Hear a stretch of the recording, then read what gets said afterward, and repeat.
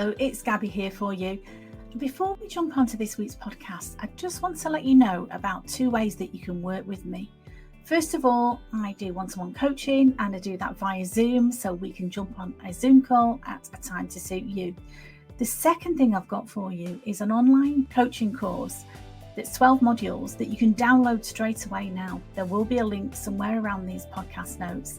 And this is the course that I've designed, and it's got everything in it that I wish I'd have known when I finished cancer treatment and I was lost. So you can download that course now and you can start working towards making this your happiest and healthiest year ever. I'd love to hear from you. Let me know what you think. Take care. Bye-bye. Hello and welcome to Confidence After Cancer, the podcast for women rebuilding their confidence, identity and life after cancer treatment. I'm your host, Gabrielle Mottershead. I'm an 18-year inflammatory breast cancer survivor, cancer recovery coach, and creator of the Powerfully You coaching program. Before we dive in today, if you've been listening for a while and you're thinking, I know something needs to change, but I'm not sure where to start, I'd love to help. You can book a free confidence clarity call using the link in the show notes. It's simply a relaxed conversation about where you are now and what's holding you back and what life could look like next. Now, let's talk about something that I hear almost every week. A woman will say to me, Gabby, I just don't feel like myself anymore. And sometimes she whispers it, and sometimes she cries, and sometimes she says, I know I should be grateful. I'm alive, but I don't know who I am anymore. And if that's you, please hear this. You are not failing, you are not weak, and you are certainly not the only woman who feels this way. Cancer changes more than just your body. When treatment finishes, everyone expects life to go back to normal. Your family, friends, work, colleagues, even you. But the truth is, cancer changes your relationship with almost everything. Your body, your confidence, your priorities, your friendships maybe, your career, your sense of safety. You don't come back as the same woman because the woman who started treatment no longer exists. And that's not something we talk about enough. One of the biggest emotions after cancer is grief. Not just grief for what happened, but grief for that woman that you used to be.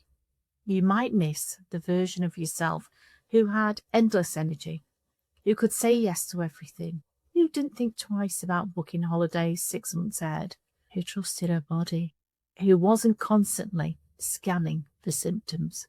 You haven't just survived cancer. You've lost a version of yourself, and that is real grief. And unless we acknowledge it, we often judge ourselves for it. I think there's so much pressure now to move on. I think society accidentally makes this even harder.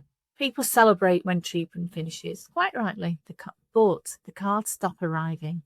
People tell you, oh, you're back to normal now, except you're not. You've spent months, maybe years, living appointment to appointment. Your nervous system has been on constant high alert. Your body has been through trauma. And then suddenly, you're expected to pick up exactly where you left off. Now, no wonder so many women feel disconnected. But here's something I'd like to consider. What if the goal isn't getting the old you back? What if she did exactly what she needed to do? What if you now have permission to become someone new? Someone who values herself more. Someone who rests without guilt. Someone who can say no. Someone who no longer lives just to keep everybody else happy. But somebody who finally starts asking, what do I want? And that question can feel quite frightening at first, maybe quite daunting. But it can also become the beginning of an extraordinary new chapter. One of my clients once said, I keep trying to become who I was before cancer.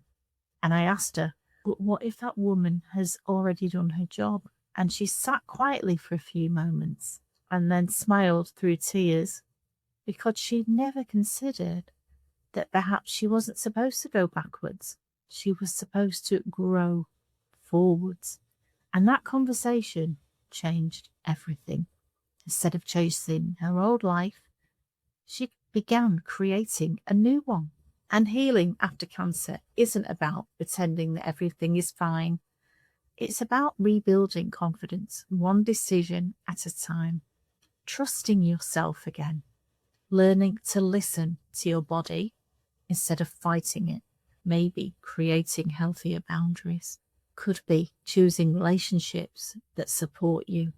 And it almost always is about finding purpose again and recognizing that surviving cancer didn't diminish you. It revealed strengths you never knew that you had. So I'd love for you to reflect on this question today. If you stopped trying to become the woman that you were before cancer, who might you become instead? Just sit with that question.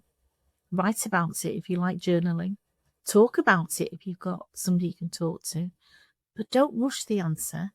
Sometimes that single question opens the door to a completely different future. So if today's episode resonated with you, please know you don't have to figure all of this out on your own. That is exactly the type of work that I do inside my coaching. Helping women stop surviving and start living again. And if you'd like to explore what that could look like for you, book a free confidence clarity call using the link in the show notes. It's no pressure, it's just a conversation. And if you've enjoyed today's episode, I would really appreciate it if you could follow the podcast and share it with another woman who might need to hear these words today. So until next week, remember, you're not going backwards. You are becoming. Stay safe, stay sane, and I will see you next time, my love. Bye-bye for now.